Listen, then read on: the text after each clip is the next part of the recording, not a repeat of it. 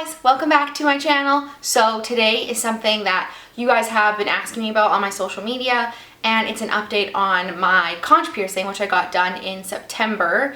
So I'm gonna update you guys all on what has been going on with this piercing.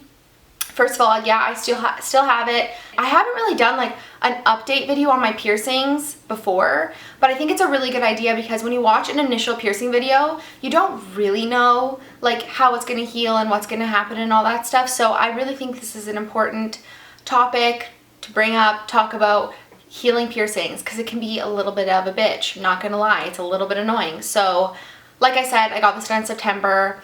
I have had a okay time healing it. It hasn't been the easiest healing process for me.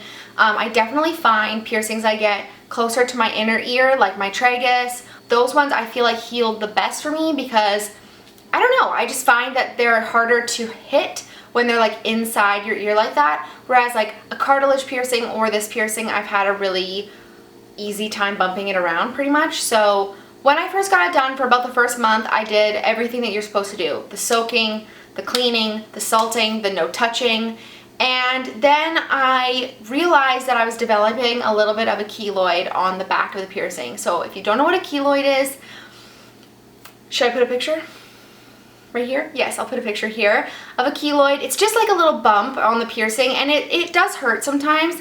I started developing one and I was like, oh no, like this isn't good. I haven't had a keloid since I had my first ever lobe piercing, which was a cartilage piercing when I was like fucking 12. Like I don't even remember. And what I realized was that I was sleeping on it. Simple enough.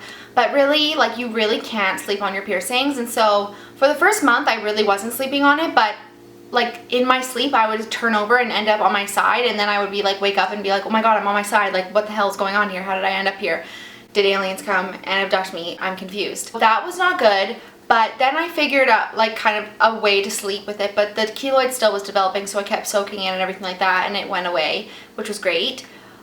But then it came back on the front and in the back, and it was just like really super dirty. Like I don't know how else to explain it. It was just dirty. Would clean it and it would be like so gunky, and there'd be like hard crusties on it. I'm sorry, that's just the way it is. Piercing talk, it's nasty. And I would be like, oh my god, this is so disgusting. But I also, like, maybe you guys know this about me, I love to pick, and like I just can't help myself. Like I see something and I just want to pick at it.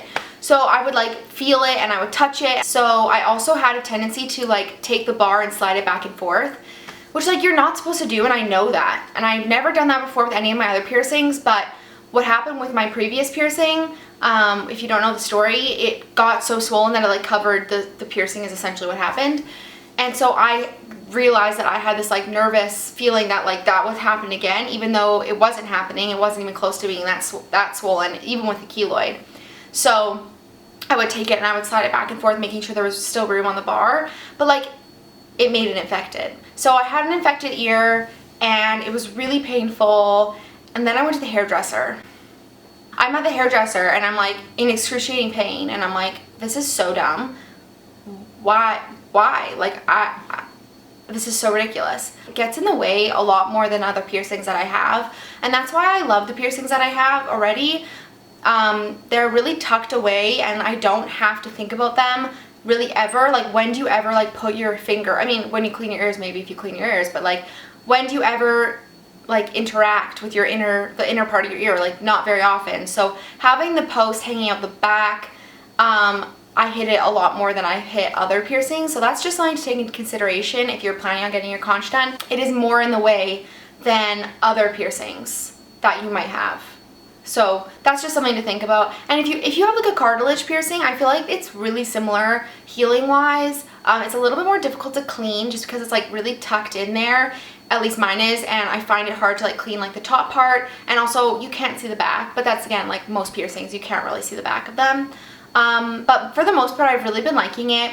I actually have gotten so many compliments on this piercing. I get so many people complimenting me on my piercement placements on especially my right ear, because I only have like one weird one on my left ear. And so that's kind of cool. I really want to change my jewelry out. I really want to change all my ear jewelry to gold, and I want to do hoops in like most of them. And like when I got my cartilage pierced, I really wanted a hoop in it, but I realized that like healing with hoop jewelry is really, it's a lot more difficult. It can be a lot more painful and just like a more difficult process. So I was like, you know what, I'm gonna make it easy on myself and do a bar, which I just would recommend. Like that's like, I don't know, for me, that's just what I would recommend 100%. You get any piercing, get pierced with a bar rather than like a hoop. It just heals better, and you can always change the jewelry out, and normally it heals faster than with a hoop, so that's just like on the side, but something to consider. And normally, if you're wondering where I get my ear piercing jewelry, I usually get it on Etsy because it's not that expensive and it's good quality, and I just have a hard time finding like the jewelry that I want at the quality that I want, like around me. Do you know what I mean? I don't know. So I mentioned that I developed a keloid on the front and on the back. So the one on the front was really easy to get rid of. I really just like soaked it. I used some like antibiotic cream on it, but I know you can also use tea tree. I know you can also just like soak it a lot and it will go away eventually. There's a lot of different methods. You can just Google it and they do work. The only one I'm not sure about is like the green tea one. There's something with like putting a tea bag on it, and like that does not sound sanitary to me, so like would not recommend. Just don't touch it. Man, just don't. And I don't know why, but I like could not help myself this time around. I just wanted to pick at my piercing. So the one on the back, it went away and then I hit it again and it came back. So it's just a lot easier to move it and like disturb this piercing than I would say a lot of other piercings that I have are. And normally for me, I usually wait a year to change my jewelry. I might do it a little bit sooner with this one. We'll see how the keloid development goes. But I really would rather have a hoop in it than what's in it right now, which is just like the industrial kind of stud. I have so many videos on piercings. I have all of my piercings, except for my lobe piercings, are documented on YouTube. So you can see, you know, what my experience was like, what the pain was like. And I think that I'm pretty much done getting piercings. This ear I think is definitely done. The only thing I could think of to add would be maybe like another lobe piercing. There's some like really cool, see, now I'm already talking about more piercings that I want. This is like not good. We need to stop. We're still like in the healing phase, but I do like some like of those weird lobe piercings. Google. Or there's like some that like, oh, is that a snug? It's not a snug. It's like a fake snug. Those are cool. So I had my time with the snug and never doing that again. So I don't know. If you have any other piercing suggestions for me, you know I'm always interested. You know I'm always here for the piercings. I can't help myself. I really haven't been like in the mood for tattoos lately. They just seem too permanent to me, and I feel like it's just interesting how my life at this moment, I'm like, I don't want anything permanent because what if I hate it eventually? Whereas like 2 years ago, I was like obsessed with tattoos and like literally wanted a million tattoos at all time.